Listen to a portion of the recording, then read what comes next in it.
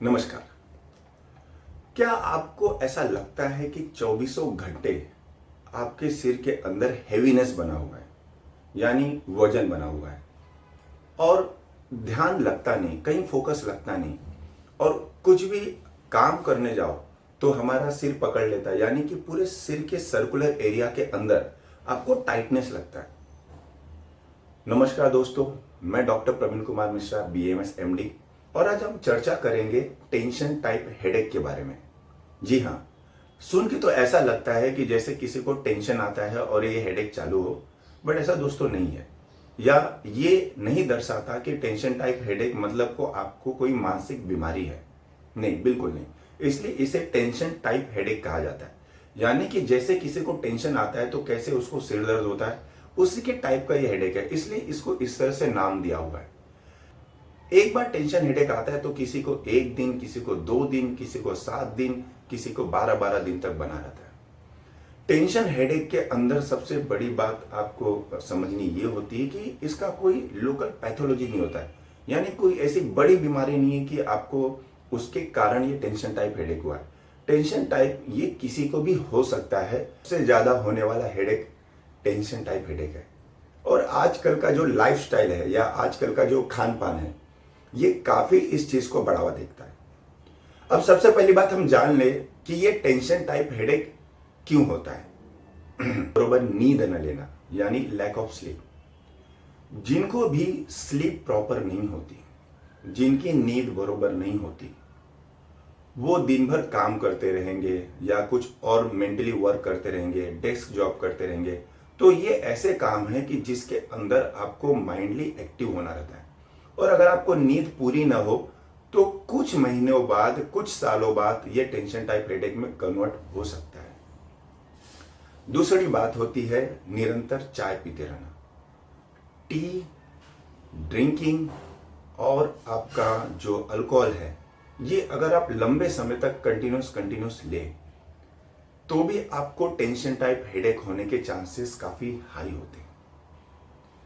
तीसरा जो मुख्य कारण है वो आपका है प्रॉपर, यानी कि एक्सरसाइज नहीं करना। क्योंकि अगर आप प्रॉपर एक्सरसाइज नहीं करेंगे, प्रॉपर आप जो है रेगुलर वॉकिंग नहीं करेंगे, तो इससे भी आपके बॉडी को जो है आपके बॉडी के अंदर जो ब्रेन का माइक्रो सर्कुलेशन है, ये काफी एक्टिव नहीं रहता और इसके कारण भी जो है टेंशन टाइप हेडेक हो सकता है। फोर्थ कॉज है ओबिसिटी, यानी कि मोटापा। जी हाँ, मोटापा भी अगर आपको कंटिन्यूस बना रहे तो ये भी आपको टेंशन टाइप हेडेक कर सकता है। अब इसके बाद जो कारण होते हैं वो है एंजाइटी। जी हाँ दोस्तों, एंजाइटी काफी इंपॉर्टेंट फैक्टर है।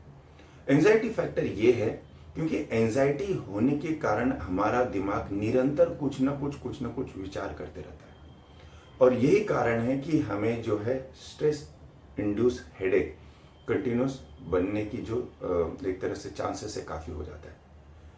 लेकिन जब आप इस पांचों चीजों में किसी को बहुत ज्यादा नेग्लेक्ट करते हो या इसमें से बहुत सारे को फैक्टर एक साथ आने लगते, तो ऐसे समय पे टेंशन टाइप हेडेक बनना चालू होता है। अब आप सोचोगे कि टेंशन टाइप हेडेक में एक्चुअली होता क्या है और ये किस तरह से दर्द जो है शरीर में देता है। तो सबसे बड़ी बात है कि टेंशन टाइप हेडेक, पहली बात आपको बता दूं कि ये नॉर्मल पेन किलर से रिस्पॉन्ड नहीं करता। ये सबसे बड़ी बात है टेंशन हेडेक को पहचानने की। क्योंकि टेंशन हेडेक के अंदर आपके जो सिर, आपका जो गला है, इसके मसल्स के अंदर टाइटनेस आती है। आपको कभी भी आपका जो दिमाग है ये आपको फ्री नहीं लगेगा। ऐसा लगेगा जैसे यहाँ से कुछ दबा हुआ है, यहाँ से कुछ दबा हुआ है, या पूरा एरिया दबा हुआ है, या आपका शोल्डर पेन कर रहा है। तो ये सब चीजें जो है ये टेंशन टाइप हेडेक का सिम्टम है और ये इसलिए होता है क्योंकि यहाँ पूरे के पूरे जो हमारे मसल्स है ये एक स्ट्रेस के कारण जो है ओवर टाइट हो जाते हैं। अभी आपका नींद पूरा ना हो या आप बहुत ज्यादा चाय लेते हो, इसमें से क्या फैक्टर है हमें ढूंढना पड़ता है। अब इसकी चिकित्सा क्या करें? चिकित्सा बहुत आसान है कि सबसे पहली बात, बताए हुए चीज को रूल आउट करने की कोशिश करो। समय से सोइए, 11 बजे के पहले सोइए, 8 घंटा स्लीप लीजिए। दूसरा, आपके खाने के अंदर जितने भी कैफिनेटेड प्रोडक्ट हैं उसको हटा दीजिए, चाय कम कर दीजिए। अल्कोहल स्मोकिंग बिल्कुल भी बंद कर दीजिए। और जब भी आपके एक्टिविटी यानी डेली एक्टिविटी के अंदर आपको टाइम मिले, कम से कम 20 to 30 मिनट एक्सरसाइज कीजिए, ब्रिस्क वॉकिंग कीजिए। और स्ट्रेस फैक्टर अगर आपको लगे तो कुछ समय के लिए आप आयुर्वेदिक थेरेपी यूज कर सकते हैं। समझो ये सब करने के बाद भी अगर आपको ऐसा लगे कि हेडेक उतना कम नहीं हुआ है, फिर भी 24 घंटा जो है हेडेक बना हुआ है, तो आयुर्वेदिक नस्य कर्म और शिरोधारा ये काफी इसके अंदर इंपॉर्टेंट रोल प्ले करते हैं। दोस्तों, शिरोधारा का रोल खाली नींद लाना या मेंटल रिलैक्सेशन के लिए नहीं। शिरोधारा से आपके जो सिर के ऊपर रहने वाले मसल है वो भी काफी रिलैक्स होते हैं। शिरोधारा करने के बाद ऐसा कहा जाता है कि हमारे बॉडी के अंदर वात दोष कम होते हैं और मसल के ऊपर जो स्टिफनेस या पेन है उसे धीरे धीरे कम करते हैं। साथ ही साथ शिरोधारा लेने से हमारे बॉडी के अंदर जो भी बढ़े हुए कॉर्टिसोल लेवल है, जो हमारी नींद के अनियमितता से बढ़े हुए हैं या बाकी कारणों से बढ़े हुए हैं, ये कॉर्टिसोल लेवल भी धीरे धीरे कम होता है।